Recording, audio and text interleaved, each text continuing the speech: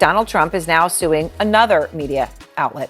This time it's the Des Moines Register, that's the newspaper in Iowa, over that pre-election poll. And now we got to talk politics for a minute because Trump is making more headlines again, as he is so wont to do, by filing a civil lawsuit against a pollster and newspaper who published incorrect poll predictions about the Iowa state election results. Take a listen to this coverage from CNN. Donald Trump is now suing another media outlet.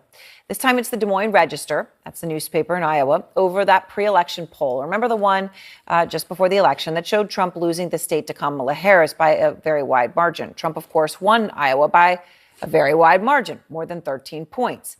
The lawsuit is accusing the Des Moines Register's longtime pollster and the paper itself of brazen election interference. Those are the words they use in the filing.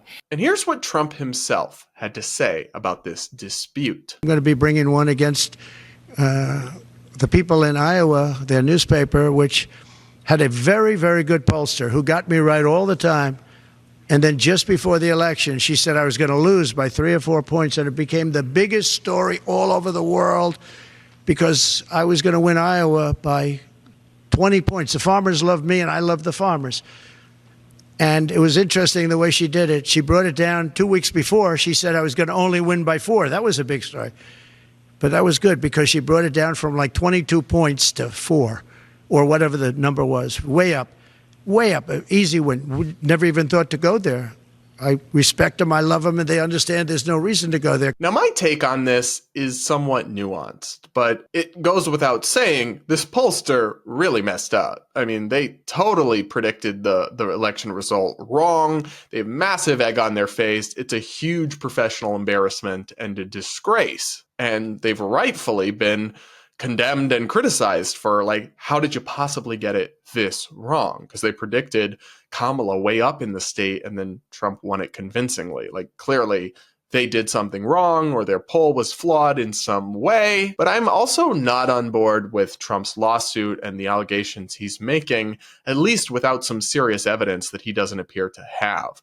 There's no reason to believe that these pollsters would fraudulently, purposefully architect this poll to be incorrect. It's much more likely simple incompetence or error than some kind of grand conspiracy that they did to concoct a fake poll to affect the election results, which is what Trump is alleging without evidence. Why any pollster, especially one with previously a pretty good reputation, would destroy their entire career to do something that wouldn't even really impact the election, even if it had an impact, the impact could have been to make Kamala voters feel complacent and stay home because they think their candidate's way up in the polls, and make Trump supporters in Iowa go out to the polls because they're worried Trump is behind and then make sure they turn out. Like, it's not even clear that this error cut against Trump. If it had any impact, it could have helped him.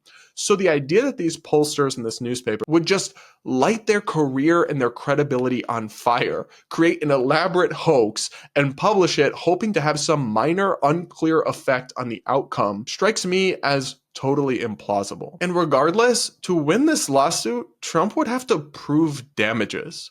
What damages? You won overwhelmingly, bro. Like, this didn't hurt you at all. It's stuff like this where Trump is not only sometimes is he a sore loser, he's a sore winner.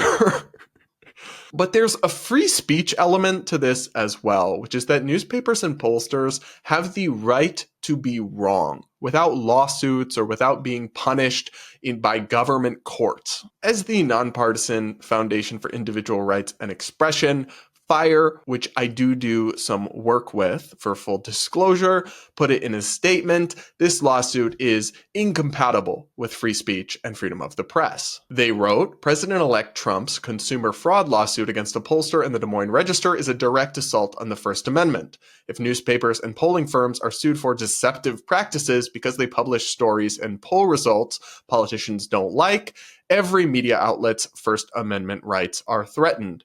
Getting a poll wrong is not election interference or fraud. I tend to agree with this, and I don't think this is a Pandora's box that Republicans or conservative media really want open. After all, during COVID, there was actually a similar lawsuit where liberal activists tried to sue conservative media for fraud for their claims about COVID and pushback on establishment narratives. And thankfully, that lawsuit was slapped down and not successful. It was viewed as a violation of the First Amendment.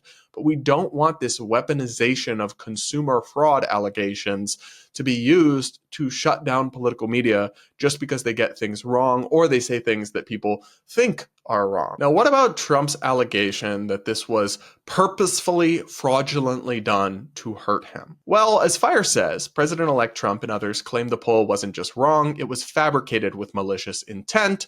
First of all, those allegations are purely speculative. Like I said, they haven't provided any evidence of this, and I don't buy it. I don't think they would risk their entire careers to try to sway Iowa, a state that realistically everyone knew Trump was always going to win?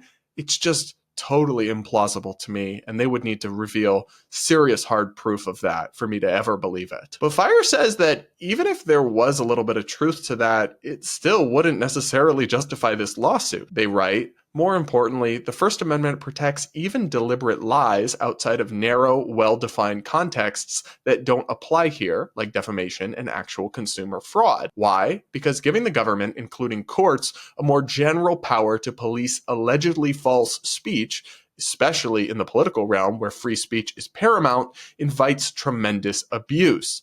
Politicians, commentators, and others would constantly be tied up in frivolous lawsuits like this one. This is absolutely an important point, that if you want the government to play the arbiter of truth and to crack down on media outlets that publish false things, that's going to have a chilling effect. And it's going to have a chilling effect on right-wing media and conservative media as well, which gets things wrong sometimes, and sometimes gets things right, but in a way that the left and Democratic politicians say is fake news, even though it isn't.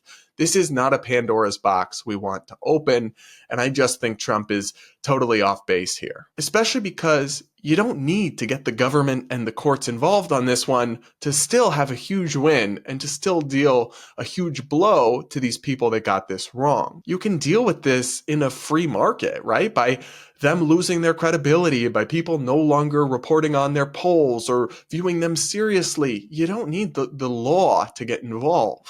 As Fire says, the non-governmental remedy of counter-speech is especially well-suited to false political speech, with the extensive scrutiny such speech receives from citizens, politicians, and the press seeking to expose lies and hold speakers accountable. A respected pollster who manufactures data and gets things wildly wrong exposes themselves to serious criticism and damage to their credibility.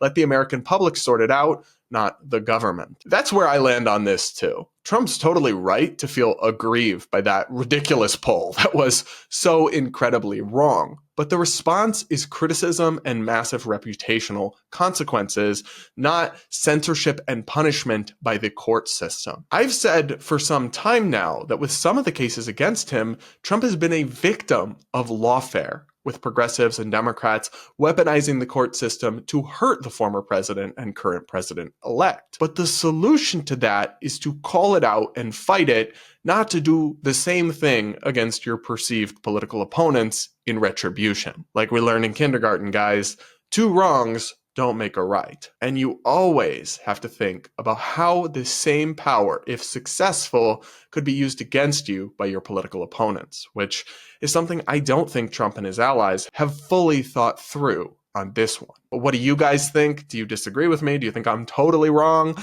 I'm open to hearing about it in the comments, so do let me know, and do hit that like button while you're at it.